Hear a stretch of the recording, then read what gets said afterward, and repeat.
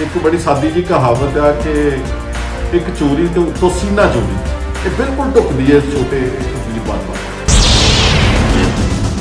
अगर किसी को गुरु ग्रंथ साहब की बेअदबियों का साडे खिलाफ सबूत है तो वो जनता की अदालत होगी।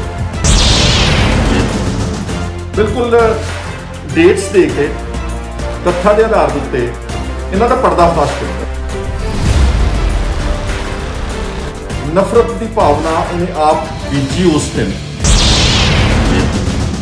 दोस्तों अज मैं तुहाडे नाल गल करना चाहुंदा जिहड़ा सुखबीर सिंह बादल ने चुनौती दित्ती है ना सारे विश्व के सिखां नूं ते आगूआं दे नाम लैके कि अगर किसी को सबूत है गुरु ग्रंथ साहब की बेअदबियां की गल की सिर्फ हले बाइबल कलां दे गोली कांड की गल उन्होंने जानबूझ के नहीं की। अगर किसी को गुरु ग्रंथ साहब की बेअदबियां का साडे खिलाफ सबूत है तो वो जनता की अदालत विच रखण।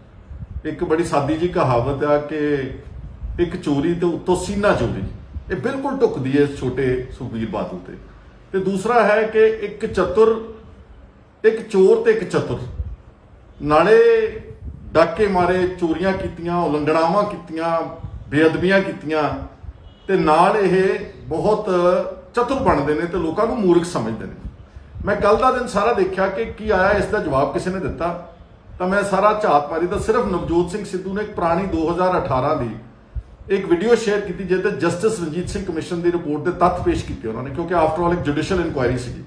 उस तो इलावा कोई ओपोजिशन पार्टियां, कोई आगू जिन्हों के नाम लिए सी सुखबीर ने, किसी ने इस गल का आन के कोई उहदा जवाब देने की कोशिश नहीं की।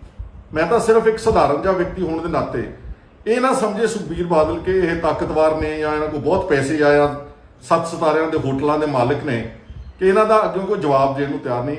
अज मेरे को सारे तत्थ ने प्रॉपर रिपोर्ट तो चलो जी है ही, आफ्टर ऑल एक जुडिशियल इंक्वायरी हुई है, वो जस्टिस रंजीत सिंह कमीशन की पूरी रिपोर्ट है, 2 रिपोर्ट्स इनफैक्ट। तो नाल मैं बिल्कुल डेट्स दे के तत्थां के आधार उत्ते इन्हों का पर्दाफाश करूँगा। थोड़ा जिहा मेरे नाल पेशेंस रखना, थोड़ा सबर रखना, क्योंकि अक्सर इस तरह की गल कहण इन्हों शीशा दिखाने वास्ते कुछ समा थोड़ा जरूर लग सकता। जिहड़ी जिन्नियां बेअदबियां हुईयां ना जिहड़ियां पंजाब दे विच, आपां पहलां बेअदबियां की गल करते, वो मैं समझदा वां कि जिहड़ा इहदा मुੱਢ सीगा, जिहड़ी नफरत के बीज बीजे गए, ये उस वक्त सी जदों 2007 दे विच, जे मैं डेट कोड करा ठीक तो 11 मई 2007 नूं जिहड़ा ये डेरा सच्चा साध आ, सच्चा सौदा डेरे का साध है जिहड़ा, इसने गुरु गोबिंद सिंह जी की पोशाक पहन के सलाबतपुरा बठिंडे के डेरे दे विच बकायदा एक इकट्ठ नूं संबोधन किया। उस वेले ही सिखां दीयां भावनावां बहुत बुरी तरह भड़कियां, क्योंकि ये जिहड़ा डेरे का मुखिया है इन्हूं इन्ना तां समझ होनी चाहिए, एक सिख परिवार च पैदा होया कि मैं अपनी तुलना किसी भी गुरु दे नाल, और खास तौर पर गुरु गोबिंद सिंह जी जिन्होंने पूरा परिवार वार दिता इंसानियत लई, उन्होंने नाल तुलना नहीं कर सकता। पर क्योंकि ये हंकारिया होया सी, अपने आप को रब समझदा सीगा, ते इसने जिहड़ी अवग्या की, ये असल नफरत की भावना इन्हें आप बीजी उस दिन। और उस तो बाद सिखां ने इकट्ठे होकर इसका विरोध किया। सलाबतपुरे विखे 2007 विच ही एक बहुत वड्डी झड़प हुई प्रेमियां दी ते डेरे दे जिहड़े फॉलोअर्स आ ते सिखां दी, ते उहदे च एक आदमी मारिया गया ते 50 के करीब आदमी जख्मी हो गए। ये एक बेसिकली स्टार्टिंग पॉइंट सीगा जिथों सिखां दीयां भावनावां नूं ठेस पहुंच के ते पंजाब दे हालात जिहड़े बदलण लग पे। इस तो बाद काफ़ी अरसा पहला बादलों की सरकार सी 2007 च, इन्हां ने काफ़ी अरसा अवॉइड किया कि सानूं डेरा मुखी के खिलाफ कोई कार्रवाई ना करनी पवे, क्योंकि इन्हां दी पुरानी की कहंदे हुंदे आ गंढ तुप हैगी आ डेरा सच्चा सौदे के मुखीए दे नाल।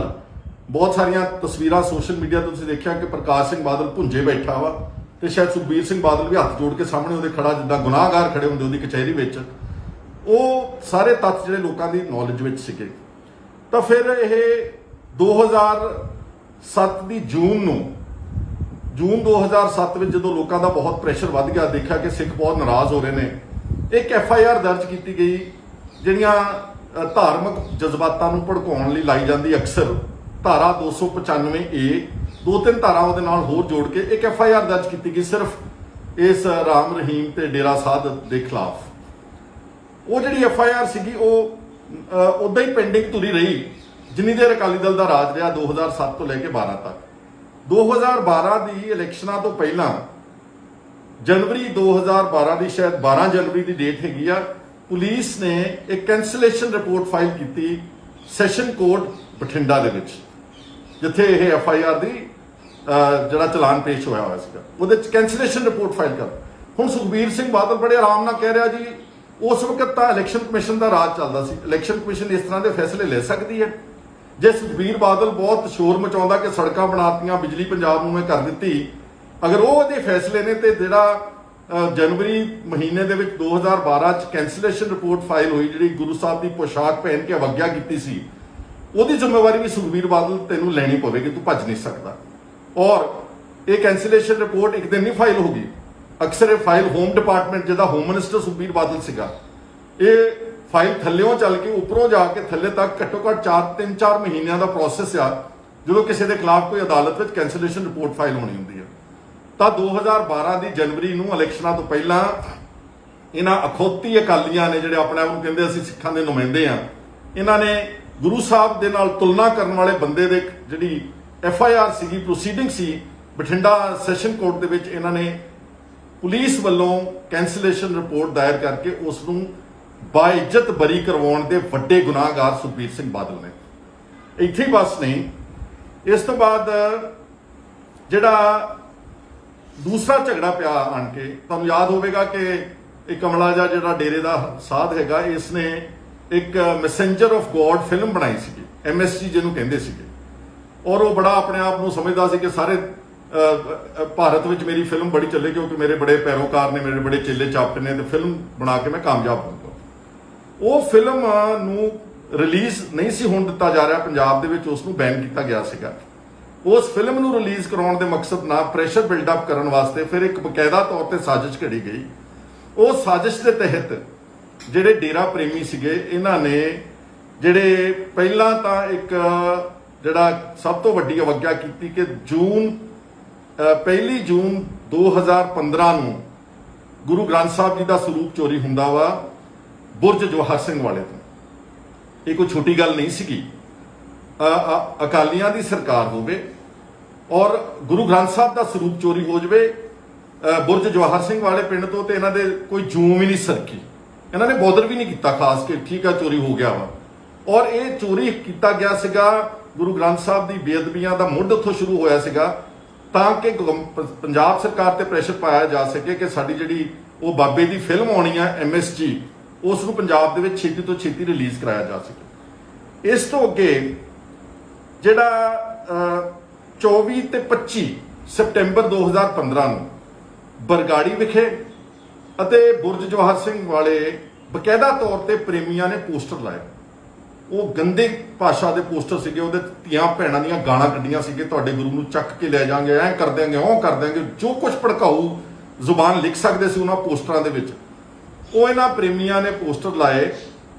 ਪਹਿਲਾਂ ਲਾਇਆ ਬਰਗਾੜੀ ਦੇ ਵਿੱਚ, ਉਹ ਬਰਗਾੜੀ ਵਾਲਿਆਂ ਨੇ ਜਿਹੜਾ ਸੀਗਾ ਗੁਰਦੁਆਰੇ ਦੇ ਗ੍ਰੰਥੀ ਨੇ ਉਸ ਪਿੰਡ ਦੇ ਜਿਹੜੇ ਅਕਾਲੀ ਆਗੂ ਸੀ ਗੁਰਚੇਤ ਸਿੰਘ ਢਿੱਲੋਂ, ਉਹਨਾਂ ਨੂੰ ਇਨਫੋਰਮ ਕੀਤਾ, ਲੇਕਿਨ ਪੁਲਿਸ ਨੇ ਨਾ ਉਹਦੇ ਤੇ ਕੋਈ ਪ੍ਰੋਪਰ ਪੁਖਤਾ ਕਾਰਵਾਈ ਕੀਤੀ। ਜਿਹੜਾ ਬਰਗਾੜੀ ਦਾ ਗੁਰਦੁਆਰਾ ਸਾਹਿਬ ਉਹ ਇਤਿਹਾਸਿਕ 10ਵੀਂ ਪਾਤਸ਼ਾਹੀ ਦਾ ਗੁਰਦੁਆਰਾ ਸਾਹਿਬ ਆ, ਉੱਥੇ ਦਾ ਜਿਹੜਾ SGPC ਦੇ ਗੁਰਦੁਆਰੇ ਦਾ ਮੈਨੇਜਰ ਸੀ, ਨਾ ਉਸਨੇ ਕੋਈ ਸਟੇਟਮੈਂਟ ਰਿਕਾਰਡ ਕੀਤੀ, ਨਾ ਉਹਦੇ ਤੇ ਕੋਈ ਐਕਸ਼ਨ ਲਿਆ। ਤੇ 25 ਸਤੰਬਰ ਨੂੰ ਅਗਲੇ ਦਿਨ ਬੁਰਜ ਜਵਾਹਰ ਸਿੰਘ ਵਾਲੇ ਵੀ ਇਹੀ ਤਰ੍ਹਾਂ ਦਾ ਪੋਸਟਰ ਲਾਇਆ ਗਿਆ ਕਿ ਅਗਰ ਸਾਡੀ ਇਹ MSG ਫਿਲਮ ਦੇ ਵਿੱਚ ਰੁਕਾਵਟਾਂ ਪਾਈਆਂ, ਸਾਡੀ ਇਹ ਫਿਲਮ ਰਿਲੀਜ਼ ਬਾਬੇ ਦੀ ਨਾ ਹੋਣ ਦਿੱਤੀ, ਤੇ ਅਸੀਂ ਤੁਹਾਡੇ ਗੁਰੂ ਦੇ ਅੰਗ ਗਲੀਆਂ ਵਿੱਚ ਰੋਲ ਦੇਾਂਗੇ, ਖਿਲਾਰ ਦੇਾਂਗੇ। ਮੈਂ ਪੁੱਛਣਾ ਚਾਹੁੰਦਾ, ਉਸ ਵਕਤ ਹੋਮ ਮਿਨਿਸਟਰ ਕੌਣ ਸੀ ਪੰਜਾਬ ਦਾ? ਸੁਖਬੀਰ ਸਿੰਘ ਬਾਦਲ। ਇਹਨੂੰ ਪੁੱਛੋ ਜਰਾ, ਇਹਨੇ ਕੀ ਕਾਰਵਾਈ ਕੀਤੀ ਇਹਨਾਂ ਪੋਸਟਰਾਂ ਤੇ, ਗੁਰੂ ਗ੍ਰੰਥ ਸਾਹਿਬ ਦੇ ਸਰੂਪ ਚੋਰੀ ਹੋਣ ਦੇ ਉੱਤੇ, ਇਹਨਾਂ ਦੇ ਉੱਤੇ ਇਹਨੇ ਜਦ ਕੋਈ ਕਾਰਵਾਈ ਨਹੀਂ ਕੀਤੀ। ਉਹਦੀ ਆਬਜ਼ਰਵੇਸ਼ਨ ਇਸੇ ਜਸਟਿਸ ਰਣਜੀਤ ਸਿੰਘ ਕਮਿਸ਼ਨ ਦੀ ਰਿਪੋਰਟ ਦੇ ਸਫਾ ਨੰਬਰ 105 ਤੇ ਆ, ਜਿਹੜੀ SIT ਅਕਾਲੀਆਂ ਦੀ ਸਰਕਾਰ ਵੇਲੇ ਬਣਾਈ ਸੀ, ਇੱਕ ਫਰਜ਼ੀ ਜੀ SIT ਬਣਾਈ ਸੀ, ਉਹਦੇ ਵੀ ਜਿਹੜਾ ਮੁੱਖ ਹੈਡ ਸੀਗਾ ਇੰਦਰਪ੍ਰੀਤ ਸਿੰਘ ਸਹੋਟਾ, ਜਿਹੜਾ additional director general of police ਸੀਗਾ, ਉਹਨੇ ਆਪਣੇ ਇਸ ਰਿਪੋਰਟ ਵਿੱਚ ਕੋਟ ਕੀਤਾ ਗਿਆ 105 ਨੰਬਰ ਸਫੇ ਤੇ ਕਿ ਜਿਹੜੀ ਪੁਲਿਸ ਸੀਗੀ ਉਹਨਾਂ ਨੇ ਦੋਸ਼ੀਆਂ ਨੂੰ ਫੜਨ ਲਈ, ਜਿਨ੍ਹਾਂ ਨੇ ਪੋਸਟਰ ਲਾਏ, ਜਿਨ੍ਹਾਂ ਨੇ ਇਹ ਨਫ਼ਰਤ ਫੈਲਾਉਣ ਦੀ ਕੋਸ਼ਿਸ਼ ਕੀਤੀ। ਇਹਨਾਂ ਨੂੰ ਫੜਨ ਵਾਸਤੇ ਕੋਈ ਵਿਸ਼ੇਸ਼ ਉਪਰਾਲਾ ਨਹੀਂ ਕੀਤਾ। ਤੇ ਹੋਮ ਮਿਨਿਸਟਰ ਕੌਣ ਸੀ ਪੰਜਾਬ ਦਾ? ਸੁਖਬੀਰ ਸਿੰਘ ਬਾਦਲ। ਇਸ ਤੋਂ ਅੱਗੇ ਜਦੋਂ ਮੈਂ ਕਿਹਾ ਕਿ ਗੁਰਦੁਆਰਾ ਸਾਹਿਬ ਦੇ ਮੈਨੇਜਰ ਦੀ ਕੋਈ ਸਟੇਟਮੈਂਟ ਨਹੀਂ ਰਿਕਾਰਡ, ਉਸ ਤੋਂ ਬਾਅਦ ਜਦੋਂ ਇਹਨਾਂ ਨੇ ਕੁਝ ਵੀ ਨਹੀਂ ਕੀਤਾ ਤਾਂ 12 ਅਕਤੂਬਰ 2015 ਨੂੰ ਗੁਰੂ ਗ੍ਰੰਥ ਸਾਹਿਬ ਜੀ ਦੇ ਜਿਹੜੇ ਅੰਗ ਸੀਗੇ ਉਹ ਖਿਲਾਰੇ ਪਏ ਸੀ, ਰੋੜੇ ਪਏ ਸੀ, ਪਾੜੇ ਪਏ ਸੀ, ਜਿਹਦੇ ਨਾਲ ਕਿ ਸਾਰੀ ਦੁਨੀਆ 'ਚ ਬੈਠੇ ਗੁਰੂ ਨਾਨਕ ਨਾਮ ਲੇਵਾ ਦੇ ਜਜ਼ਬਾਤ ਭੜਕੇ।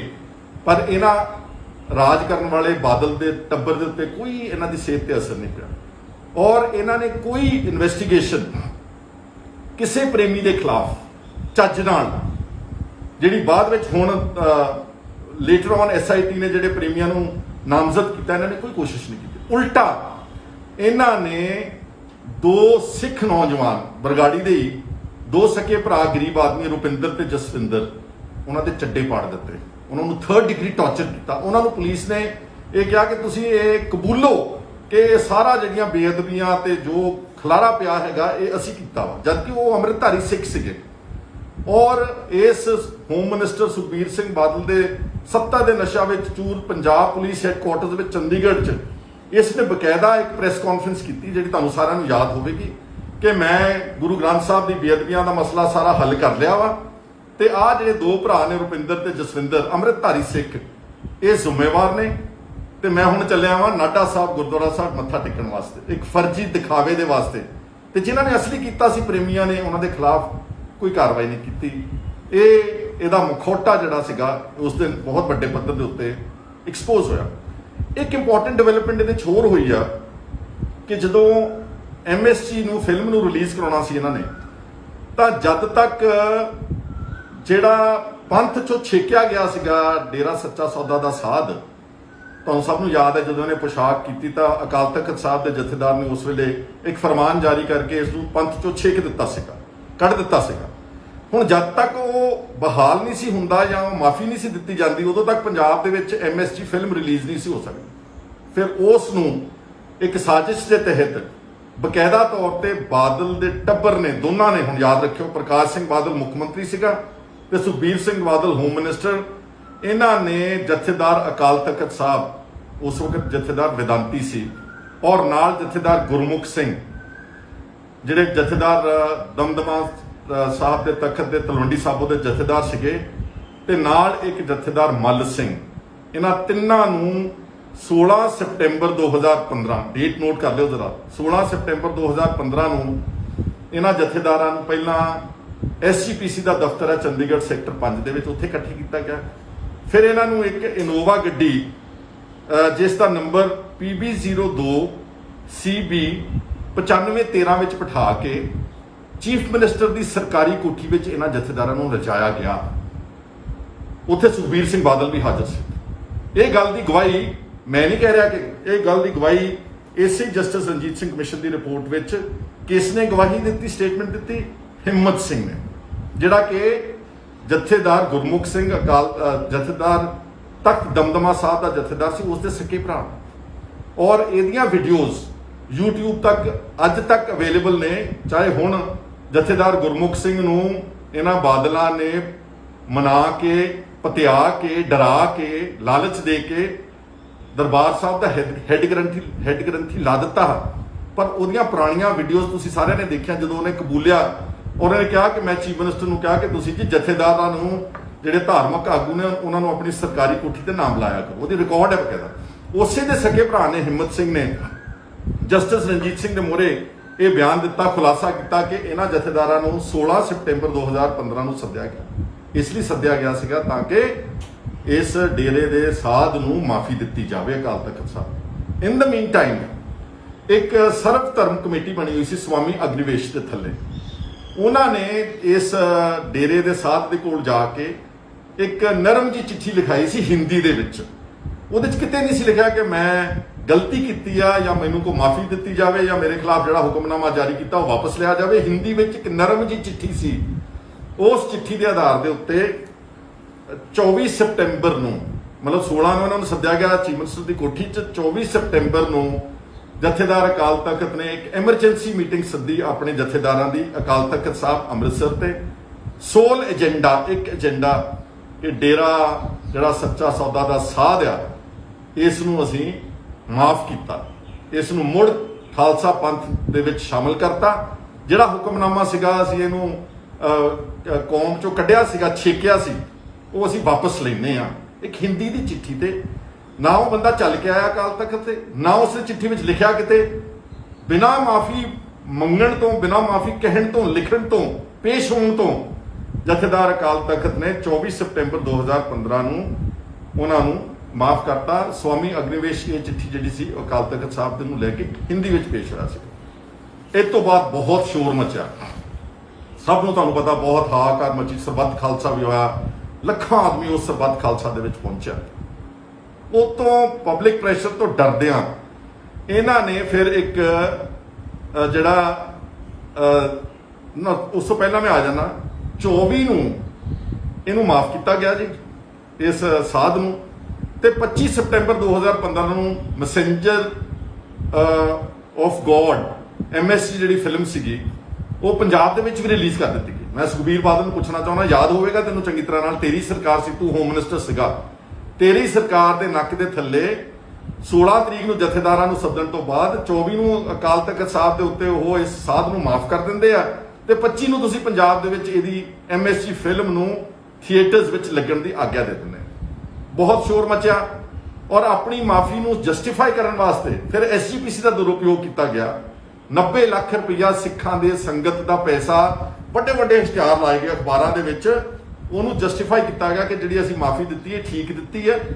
ਪਰ ਇਹਦੇ ਬਾਵਜੂਦ ਸਿੱਖਾਂ ਦੇ ਜਿਹੜੇ ਜਜ਼ਬਾਤ ਸੀਗੇ ਉਹ ਲਗਾਤਾਰ ਭੜਕਦੇ ਹੋਏ ਰਹੇ ਔਰ ਬਹੁਤ ਪ੍ਰੈਸ਼ਰ ਰਿਹਾ ਇਹਨਾਂ ਦੀ ਧਾਰਮਿਕ ਲੀਡਰਸ਼ਿਪ ਦੇ ਉੱਤੇ, ਤੇ ਅਲਟੀਮੇਟਲੀ ਅਕਾਲ ਤਖਤ ਦੇ ਜਥੇਦਾਰ ਨੂੰ 16 ਅਕਤੂਬਰ 2015 ਨੂੰ ਇਹ ਮਾਫੀਨਾਮਾ ਜਿਹੜਾ ਦਿੱਤਾ ਸੀ ਸਾਧ ਨੂੰ, ਸੱਚੇ ਸੌਦੇ ਦੇ ਸਾਧ ਨੂੰ, ਇਹ ਉਹਨੂੰ ਵਾਪਸ ਲੈਣਾ ਪਿਆ।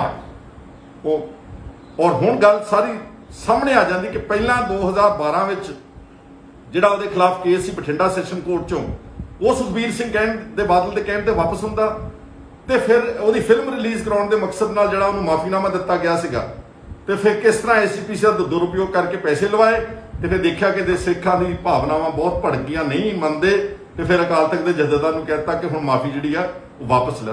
ਇਹ ਜੋ ਕੁਝ ਅਕਾਲ ਤਖਤ ਸਾਹਿਬ ਦੇ ਜਥੇਦਾਰ ਨੇ ਕੀਤਾ, ਇਹ ਰਹਿਤ ਮਰਿਆਦਾ ਦੇ 100% ਉਲਟ ਕੀਤਾ। ਮੈਂ ਨਹੀਂ ਕੋਈ ਦੱਸਣ ਵਾਲਾ, ਲੇਕਿਨ ਜਿਹੜੇ ਸਿੱਖ ਵਿਦਵਾਨ ਬੁੱਧੀਜੀਵੀ ਚੰਗੇ ਲੋਕ ਸੀਗੇ ਉਹ ਤੁਹਾਨੂੰ ਸਮੇਂ-ਸਮੇਂ ਦੱਸਦੇ ਰਹੇ ਕਿ ਕਿਤੇ ਵੀ ਜਿਹੜਾ ਸਿੱਖ ਰਹਿਤ ਮਰਿਆਦਾ ਦੇ ਵਿੱਚ ਇਸ ਤਰ੍ਹਾਂ ਨਹੀਂਗਾ ਕਿ ਕੋਈ ਆਦਮੀ ਪੇਸ਼ ਵੀ ਨਹੀਂ ਹੁੰਦਾ ਤੇ ਚਿੱਠੀ ਵੀ ਹਿੰਦੀ 'ਚ ਲਿਖਦਾ ਵਾ ਤੇ ਜਿਹੜਾ ਹੁਕਮਨਾਮਾ ਹੈਗਾ ਉਹ ਅਸੀਂ ਵਾਪਸ ਲੈ ਲੈਂਦੇ ਆ, ਜਦ ਕਿ ਇੱਕ ਰਹਿਤ ਮਰਿਆਦਾ ਇਹ ਰਹੀ ਹੈ ਕਿ ਜਿਹੜਾ ਹੁਕਮਨਾਮਾ ਇੱਕ ਵਾਰੀ ਅਕਾਲ ਤਖਤ ਸਾਹਿਬ ਤੋਂ ਜਾਰੀ ਹੋ ਗਿਆ ਉਸ ਨੂੰ ਕਿਸੇ ਤਰੀਕੇ ਨਾਲ ਵਿਡਰਾਅ ਨਹੀਂ ਕੀਤਾ ਜਾਂਦਾ।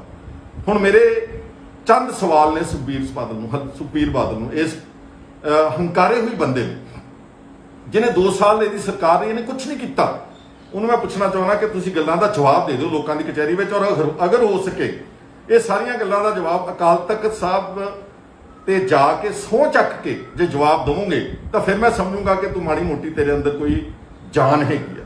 ਪਹਿਲਾਂ ਤਾਂ ਤੁਸੀਂ ਇਹ ਦੱਸੋ ਕਿ 2012 ਦੇ ਵਿੱਚ ਇਲੈਕਸ਼ਨਾਂ ਤੋਂ ਪਹਿਲਾਂ ਤੁਸੀਂ ਇਸ ਪਖੰਡੀ ਸਾਧ ਦੇ ਖਿਲਾਫ ਜਿਹੜਾ 295 ਧਾਰਾ ਦਾ ਸੈਸ਼ਨ ਕੋਰਟ ਬਠਿੰਡਾ ਦੇ ਵਿੱਚ ਕੇਸ ਚੱਲ ਰਿਹਾ ਸੀਗਾ, ਉਹ ਤੂੰ ਬਤੌਰ ਹੋਮ ਮਿਨਿਸਟਰ ਆਪਣੀ ਪੁਲਿਸ ਨੂੰ ਕਹਿ ਕੇ ਕੈਂਸਲੇਸ਼ਨ ਰਿਪੋਰਟ ਫਾਈਲ ਕਰਕੇ ਉਹ ਕੇਸ ਵਾਪਸ ਕਿਉਂ ਲਿਆ? ਤੁਹਾਨੂੰ ਸਭ ਨੂੰ ਯਾਦ ਹੈ ਕਿ 2012 ਚ ਅਕਾਲੀ ਦਲ ਨੇ ਸਰਕਾਰ ਰਿਪੀਟ ਕਰਤੀ ਸੀਗੀ, ਕੀਤੀਆਂ ਤਾਂ ਠੱਗੀਆਂ ਡੋਰੀਆਂ ਸੀ, ਕੀਤੇ ਮਾਰੇ ਤਾਂ ਡਾਕੇ ਸੀਗੇ, ਪਰ ਕਿਸੇ ਤਰੀਕੇ ਨਾਲ ਡੇਰੇ ਦੀ ਵੋਟ ਲੈ ਕੇ ਮਾਲਵੇ ਦੇ ਵਿੱਚ ਇਹ ਕਾਮਯਾਬ ਹੋ ਗਏ ਤੇ ਜਿਹੜੀ ਇਹਨਾਂ ਦੀ ਦੁਬਾਰਾ ਸਰਕਾਰ ਬਣੀ ਸੀ। ਇਸ ਕਰਕੇ ਉਹ ਕੀ ਕਹਿੰਦੇ ਹੁੰਦੇ ਅੰਗਰੇਜ਼ੀ ਚ ਕੁਇਡ ਪ੍ਰੋ ਕੁਆ, ਤੂੰ ਮੈਨੂੰ ਥਾਪੜਾ ਦੇ ਮੈਂ ਤੈਨੂੰ ਥਾਪੜਾ ਦਊਂਗਾ, ਉਸ ਨੀਤੀ ਵਿੱਚ ਉਹਨਾਂ ਦੀਆਂ ਵੋਟਾਂ ਲੈਣ ਵਾਸਤੇ ਇਸ ਝੂਠੇ ਅਕਾਲੀ ਨੇ, ਇਸ ਫਰਜ਼ੀ ਅਕਾਲੀ ਨੇ ਉਹ ਜਿਹੜਾ ਕੇਸ ਸੀਗਾ ਉਹ ਬਠਿੰਡੇ ਦੀ ਅਦਾਲਤ ਵਿੱਚੋਂ ਕਿਉਂ ਵਾਪਸ ਲਿਆ, ਇਹ ਸਹੁੰ ਚੱਕ ਕੇ ਅਕਾਲ ਤਖਤ ਸਾਹਿਬ ਤੇ ਖੜਾ ਹੋ ਕੇ ਦੱਸੇ ਲੋਕਾਂ ਨੂੰ। ਇਸੇ ਤਰ੍ਹਾਂ ਹੀ ਇਹ ਦੱਸੇ ਕਿ ਕੀ ਅਕਾਲ ਤਖਤ ਦੇ ਜਥੇਦਾਰ ਨੂੰ ਉਸ ਵਕਤ ਵੇਦਾਂਤੀ ਨੂੰ ਔਰ ਜਥੇਦਾਰ ਦਮਦਮਾ ਸਾਹਿਬ ਦੇ ਜਥੇਦਾਰ ਗੁਰਮੁਖ ਸਿੰਘ ਨੂੰ ਤੇ ਇੱਕ ਜਥੇਦਾਰ ਮੱਲ ਸਿੰਘ ਨੂੰ ਤੁਸੀਂ 16 ਸਤੰਬਰ ਨੂੰ 2015 ਨੂੰ ਚੀਫ ਮਿਨਿਸਟਰ ਦੀ ਕੋਠੀ ਬੁਲਾਇਆ ਸੀਗਾ ਕਿ ਨਹੀਂ ਬੁਲਾਇਆ ਸੀਗਾ? ਤੇ ਜੇ ਬੁਲਾਇਆ ਸੀਗਾ ਕੀ ਉੱਥੇ ਮਾਫੀਨਾਮੇ ਦੀ ਡਾਇਰੈਕਸ਼ਨ ਦਿੱਤੀ ਗਈ ਸੀ ਕਿ ਨਹੀਂ ਦਿੱਤੀ ਗਈ ਸੀ? ਇਹ ਦੂਸਰਾ ਮੇਰਾ ਚੁਣੌਤੀ ਇਹਨਾਂ ਨੂੰ ਹੈ।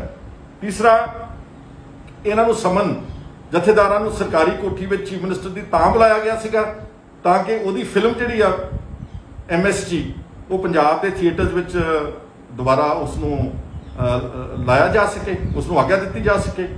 ਇਹ ਗੱਲ ਸੁਖਬੀਰ ਸਿੰਘ ਬਾਦਲ ਤੇ ਪ੍ਰਕਾਸ਼ ਸਿੰਘ ਬਾਦਲ ਦੀ ਅੰਦਰ ਆਪਣੀ ਆਤਮਾ ਅੱਛੀ ਤਰ੍ਹਾਂ ਜਾਣਦੀ, ਜੋ ਕੁਛ ਇਹਨਾਂ ਨੇ ਜਿਹੜੀਆਂ ਕਰਤੂਤਾਂ ਕੀਤੀਆਂ ਨੇ। ਇਸੇ ਤਰ੍ਹਾਂ ਹੀ ਇਹ ਜਦੋਂ ਹੋਮ ਮਿਨਿਸਟਰ ਸੀ, ਅਕਸਰ ਪੌਣੇ 2 ਸਾਲ ਇਹਨਾਂ ਦੀ ਸਰਕਾਰ ਰਹੀ ਆ, ਇਹਨਾਂ ਨੇ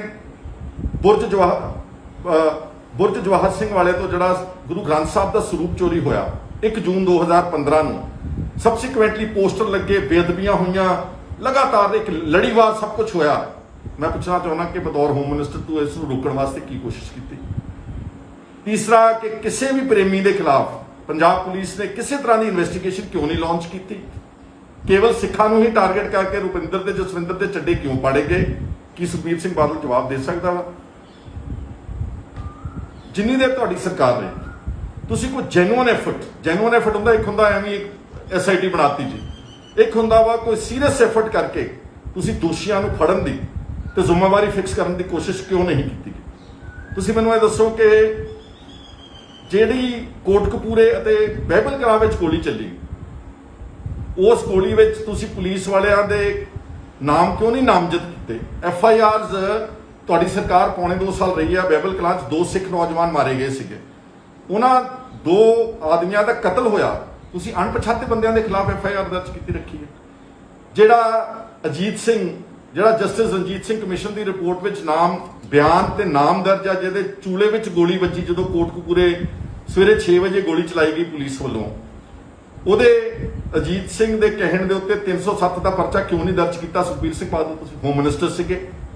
ਇੱਥੇ ਹੀ ਬਸ ਨਹੀਂ, ਜਿਹੜੀ CCTV ਫੁਟੇਜ ਅਗਰ ਜਸਟਿਸ ਰਣਜੀਤ ਸਿੰਘ ਕਮਿਸ਼ਨ ਆਪਣੀ ਰਿਪੋਰਟ ਵਿੱਚ ਉਸ ਆਪਣੇ ਕਮਿਸ਼ਨ ਰਾਹੀਂ ਕਢਾ ਸਕਦੇ ਨੇ, ਜਿਹੜੀ ਕੋਟਕਪੂਰੇ ਚੌਂਕ ਵਿੱਚ CCTVs ਲੱਗੇ ਸੀ, ਜਿਹਨੇ ਸਾਰੇ ਤੱਥ ਮੋਹਰੇ ਲਿਆਂਦੇ ਕਿ ਪੁਲਿਸ ਨੇ ਗੋਲੀ ਚਲਾਈ ਤੇ ਅਜੀਤ ਸਿੰਘ ਦੇ ਚੂਲੇ ਵਿੱਚ ਲੱਗੀ, ਤੇ ਕਿਸ ਤਰ੍ਹਾਂ ਜਬਰਨ ਲਾਠੀ ਚਾਰਜ ਕਰਕੇ ਤੇ ਪਾਣੀ ਦੀਆਂ ਬੁਛਾੜਾਂ ਮਾਰ ਕੇ ਤੇ ਅਤਿਆਚਾਰ ਕਰਕੇ ਉਹ ਕੋਟਕਪੂਰੇ ਦੇ ਚੌਂਕ 'ਚੋਂ ਮੋਰਚਾ ਉਠਾਇਆ ਗਿਆ। ਇੱਕ ਫਰਜ਼ੀ ਕਮਿਸ਼ਨ ਜਸਟਿਸ ਜ਼ੋਰਾ ਸਿੰਘ ਦਾ ਇਹਨਾਂ ਅਖੌਤੀ ਅਕਾਲੀਆਂ ਨੇ ਵੀ ਬਣਾਇਆ ਸੀਗਾ, ਉਹਨੇ CCTV ਫੁਟੇਜ ਕਿਉਂ ਨਹੀਂ ਕਢਾਈ? ਹੋਮ ਮਿਨਿਸਟਰ ਕੌਣ ਸੀ ਉਸ ਵੇਲੇ ਪੰਜਾਬ ਦੇ ਵਿੱਚ? ਔਰ FIR ਜਿਹੜੀ ਦਰਜ ਹੋਈ, ਉਹ ਕੋਟਕਪੂਰੇ ਦੀ FIR ਪੁਲਿਸ ਵੱਲੋਂ ਦਰਜ ਆ ਪਬਲਿਕ ਦੇ ਉੱਤੇ, ਨਾਲੇ ਕੁੱਟਿਆ, ਨਾਲੇ ਮਾਰਿਆ, ਨਾਲੇ ਔਰਤਾਂ ਨੂੰ ਬੇਇੱਜ਼ਤ ਕੀਤਾ, ਤੇ ਅਜੀਤ ਸਿੰਘ ਦੇ ਚੂਲੇ ਵਿੱਚ ਗੋਲੀ ਮਾਰੀ, ਤੇ ਨਾਲੇ ਪਰਚਾ ਵੀ ਉਹਨਾਂ ਲੋਕਾਂ ਦੇ ਉੱਤੇ ਦਰਜ ਸੀਗਾ। ਇਹ ਸੁਖਬੀਰ ਸਿੰਘ ਬਾਦਲ ਤੂੰ ਦੱਸ ਸਕਦਾ ਵਾ ਕਿ ਕੀ ਕਰਤੂਤ ਸੀ ਤੇਰੀ ਬਤੌਰ ਇੱਕ ਅਖੌਤੀ ਅਕਾਲੀ ਦੇ ਹੋਮ ਮਿਨਿਸਟਰ ਵਜੋਂ? ਔਰ ਇੱਥੇ ਬਸ ਨਹੀਂ, ਲਾਸਟ ਮੈਂ ਪੁੱਛਣਾ ਚਾਹੁੰਦਾ, ਅਖੀਰਲੀ ਗੱਲ ਕਰਨ ਲੱਗਿਆ, ਇੱਕ ਪਾਸੇ ਕਹਿੰਦੇ ਜੀ ਅਸੀਂ ਸਿੱਖਾਂ ਦੀ ਨੁਮਾਇੰਦਾ ਜਮਾਤ ਆ, ਅਸੀਂ ਬੜੇ ਪੰਥਕ ਆ, ਅਸੀਂ ਬੜੇ ਧਾਰਮਿਕ ਆ। ਇਹਨਾਂ ਨੂੰ ਮੈਂ ਪੁੱਛਣਾ ਚਾਹੁੰਦਾ ਕਿ ਜਿਹੜੇ ਬਾਈਬਲ ਕਲਾਂ ਗੋਲੀ ਚੱਲੀ ਤੇ ਕੋਟਕਪੂਰੇ ਗੋਲੀ ਚੱਲੀ, ਉਹ DGP ਸੁਮੇਧ ਸਿੰਘ ਸੈਣੀ ਤੁਸੀਂ ਲਾਇਆ ਕਿਉਂ ਸੀਗਾ? ਜਿਸ ਬੰਦੇ ਨੇ ਸਿੱਖਾਂ ਦੇ ਝੂਠੇ ਪੁਲਿਸ ਮੁਕਾਬਲਿਆਂ ਵਿੱਚ ਮਾਰਿਆ, ਚੱਡੇ ਪਾੜੇ, ਇੱਕ ਨਹੀਂ ਅਨੇਕਾਂ ਹੈ। ਚਲੋ ਇਜ਼ਹਾਰ ਆਲਮ ਨੂੰ ਛੱਡ ਦਿਓ, ਆਲਮ ਸੇਨਾ ਵਾਲੇ ਦੀ ਘਰ ਵਾਲੀ ਨੂੰ ਤੁਸੀਂ ਮਲੇਰਕੋਟਲੇ ਤੋਂ MLA ਬਣਾਇਆ, ਉਹ ਛੱਡ ਦਿਓ 1 ਮਿੰਟ ਵਾਸਤੇ। DGP ਹੁੰਦਾ ਟੌਪ ਪੁਲਿਸ ਅਫਸਰ, ਅਕਾਲੀ ਦਲ ਦੀ ਸਰਕਾਰ ਹੋਵੇ ਤਾਂ ਸਭ ਤੋਂ ਐਂਟੀ ਸਿੱਖ ਅਫਸਰ ਨੂੰ ਲੱਭ ਕੇ ਤੁਸੀਂ ਪੰਜਾਬ ਦਾ DGP ਲਾਇਆ। ਔਰ ਉਸਨੇ ਆਪਣੇ ਹਲਫੀਆ ਬਿਆਨ ਜਿਹੜਾ ਜਸਟਿਸ ਰਣਜੀਤ ਸਿੰਘ ਕਮਿਸ਼ਨ ਦੇ ਰਿਪੋਰਟ ਦੇ ਵਿੱਚ ਆ ਜਿਹੜੀ ਸਪਲੀਮੈਂਟਰੀ ਫਾਈਨਲ ਰਿਪੋਰਟ ਹੈ, ਇਹਦੇ ਵਿੱਚ ਉਹਦਾ ਐਫੀਡੇਵਿਟ ਆ ਸੁਮੇਧ ਸਿੰਘ ਸੈਣੀ ਦਾ ਕਿ 14 ਅਕਤੂਬਰ ਦੀ ਤੜਕੇ ਸਵੇਰੇ 2 ਵਜੇ ਪੰਜਾਬ ਦੇ ਮੁੱਖ ਮੰਤਰੀ ਨੇ ਮੈਨੂੰ ਫੋਨ ਕੀਤਾ। ਕਦ ਲਈ ਕੀਤਾ ਸੀ ਜੀ ਉਹ ਦਿਨ ਫੋਨ? ਤੇ 14 ਅਕਤੂਬਰ ਨੂੰ 6 ਵਜੇ ਕੋਟਕਪੂਰੇ ਗੋਲੀ ਚੱਲ ਗਈ, ਤੇ ਮੁੜ ਕੇ 10-11 ਵਜੇ 10 ਵਜੇ 9 ਵਜੇ ਬਾਈਬਲ ਕਲਾਂ ਵਿੱਚ 2 ਸਿੱਖ ਨੌਜਵਾਨ ਮਾਰੇ ਗਏ। ਕੀ ਇਹ ਕਾਫੀ ਨਹੀਂ ਸੀ?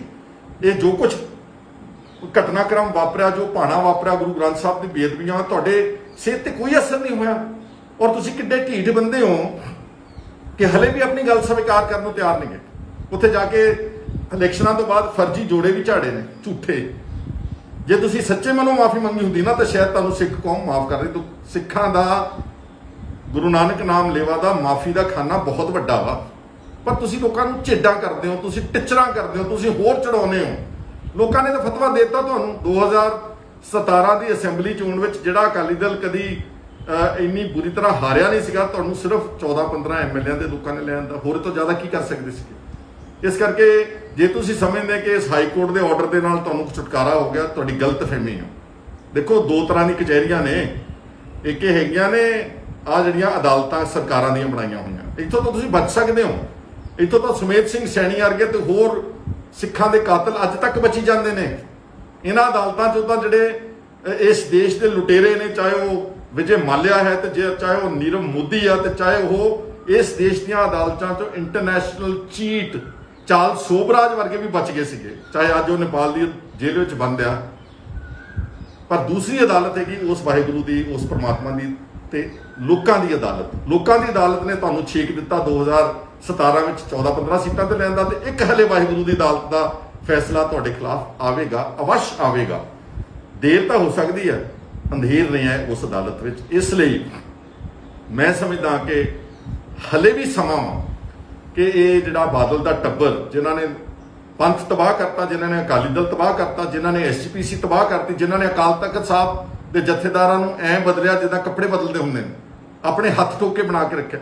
ਅੱਜ ਵੀ ਤੁਸੀਂ ਜਾ ਕੇ ਉੱਥੇ ਸੱਚੇ ਮਨੋਂ ਪੇਸ਼ ਹੋ ਕੇ ਜੇ ਮਾਫੀ ਮੰਗ ਲਓਗੇ ਤਾਂ ਸ਼ਾਇਦ ਤੁਹਾਨੂੰ ਲੋਕੀ ਮਾਫ ਕਰ ਦੇਣ। ਲੇਕਿਨ ਜੇ ਤੁਸੀਂ ਆ ਗਿੱਦੜ ਭੁੱਕੀਆਂ ਮਾਰ ਕੇ ਫਰਜ਼ੀ ਚੁਣੌਤੀਆਂ ਲੋਕਾਂ ਤੋਂ ਮੰਗਦੇ ਹੋ ਤਾਂ ਫਿਰ ਆਹ ਤੱਥ ਜਿਹੜੇ ਸਾਰੇ ਮੈਂ ਤੁਹਾਡੇ ਸਾਹਮਣੇ ਅੱਜ ਰੱਖ ਦਿੱਤੇ ਆ। ਜੇ ਤੁਹਾਡੇ 'ਚ ਜਾਨ ਹੈਗੀ ਆ ਤੇ ਅਕਾਲ ਤਖਤ ਸਾਹਿਬ ਤੇ ਪੇਸ਼ ਹੋ ਕੇ ਇਹਨਾਂ ਗੱਲਾਂ ਦਾ ਜਵਾਬ ਦੇ ਦਿਓ। ਨਹੀਂ ਦੇ ਸਕੋਗੇ ਤਾਂ ਲੋਕਾਂ ਨੂੰ ਪਹਿਲਾਂ ਹੀ ਪਤਾ ਵਾ ਕਿ ਤੁਸੀਂ ਇਹਨਾਂ ਸਾਰੀਆਂ ਘਟਨਾਵਾਂ ਦੇ ਜ਼ਿੰਮੇਵਾਰ ਗੁਰੂ ਗ੍ਰੰਥ ਸਾਹਿਬ ਦੀ ਬੇਅਦਬੀਆਂ ਦੇ, ਗੁਰੂ ਗ੍ਰੰਥ ਸਾਹਿਬ ਦੇ ਚੋਰੀ ਸਰੂਪ ਹੋਣ ਦੇ, ਬਾਈਬਲ ਕਲਾਂ ਦੇ ਕਤਲਾਂ ਦੇ, ਕੋਟਕਪੂਰੇ ਦੇ ਫਾਇਰਿੰਗ ਦੇ, ਤੇ ਜੋ ਕੁਝ ਤੁਸੀਂ ਬਾਕੀ ਲੁੱਟ ਖਸੁੱਟ ਕੀਤੀ, ਉਹ ਸਭ ਲੋਕ ਤੁਹਾਨੂੰ ਤੁਹਾਡੇ ਬਾਰੇ ਅੱਛੀ ਤਰ੍ਹਾਂ ਜਾਣਦੇ। ਔਰ ਜੇ ਤੁਸੀਂ ਠੀਕ ਸਮਝਦੇ ਮੇਰੀਆਂ ਗੱਲਾਂ ਤੇ ਇਸ ਨੂੰ ਸ਼ੇਅਰ ਜ਼ਰੂਰ ਕਰਨਾ। ਤੇ ਜਿਹੜੇ ਪਹਾੜੇ ਦੇ ਟੱਟੂ ਨੇ ਅਕਾਲੀਆਂ ਦੇ, ਇਹਨਾਂ ਬਾਦਲ ਦਲੀਆਂ ਦੇ, ਉਹਨਾਂ ਨੂੰ ਮੇਰੀ ਵਾਰਨਿੰਗ ਆ ਕਿ ਇਹਨੂੰ ਇਸ ਪੇਜ ਤੋਂ ਅਵੋਇਡ ਕਰਿਓ। ਅਗਰ ਗਾਲੀ ਕਲੋਜ਼ ਕਰੋਗੇ ਤੇ ਸਾਈਬਰ ਕੈਫੇ ਹੈਗਾ ਤੇ ਪਰਚੇ ਵੀ ਦਰਜ ਹੁੰਦੇ ਨੇ, ਜਿੱਦਾਂ ਤੁਹਾਡੀ ਕਰਾਉਂਦੇ ਦੀ ਤੁਹਾਡੀ ਅਖੌਤੀ ਅਕਾਲੀ ਸਰਕਾਰ, ਉਹਦਾ ਪਰਚੇ ਅਸੀਂ ਵੀ ਦਰਜ ਕਰਾ ਸਕਦੇ। ਮਾਈਂਡ ਯੋਰ ਲੈਂਗੁਏਜ, ਅਵੋਇਡ ਉਹਨਾਂ ਲੋਕਾਂ ਨੂੰ ਸੁਣਿਆ ਜਿਹੜੇ ਇੱਥੇ ਪਹਾੜੇ ਦੇ ਟੱਟੂ ਭੇਜੇ ਹੁੰਦੇ ਉਹਨਾਂ ਨੇ, ਫੇਕ ਆਈਡੀਜ਼ ਵਾਲੇ, ਉਹਨਾਂ ਵਾਸਤੇ ਆ। ਤੁਹਾਡਾ ਸਾਰਿਆਂ ਦਾ ਸ਼ੁਕਰੀਆ। ਉਮੀਦ ਕਰਦਾ ਕਿ ਤੁਸੀਂ ਮੇਰੀ ਗੱਲ ਨਾਲ ਸਹਿਮਤ ਹੋਵੋਗੇ, ਜਿਹੜੀਆਂ ਕਿ ਬਿਲਕੁਲ ਡੇਟ ਵਾਈਜ਼ ਔਰ ਇਸ਼ੂ ਬੇਸਡ ਔਰ ਫੈਕਟਸ ਦੇ ਉੱਤੇ ਆਧਾਰਿਤ ਅੱਜ ਮੈਂ ਤੁਹਾਡੇ ਨਾਲ ਗੱਲ ਕੀਤੀ। ਤੁਹਾਡਾ ਸਾਰਿਆਂ ਦਾ ਬਹੁਤ ਬਹੁਤ ਸ਼ੁਕਰੀਆ, ਧੰਨਵਾਦ। E5 ਚੈਨਲ ਪੰਜਾਬੀ ਹੁਣੇ ਸਬਸਕ੍ਰਾਈਬ ਕਰੋ, ਬੈਲ ਆਈਕਨ ਤੇ ਕਲਿੱਕ ਕਰੋ।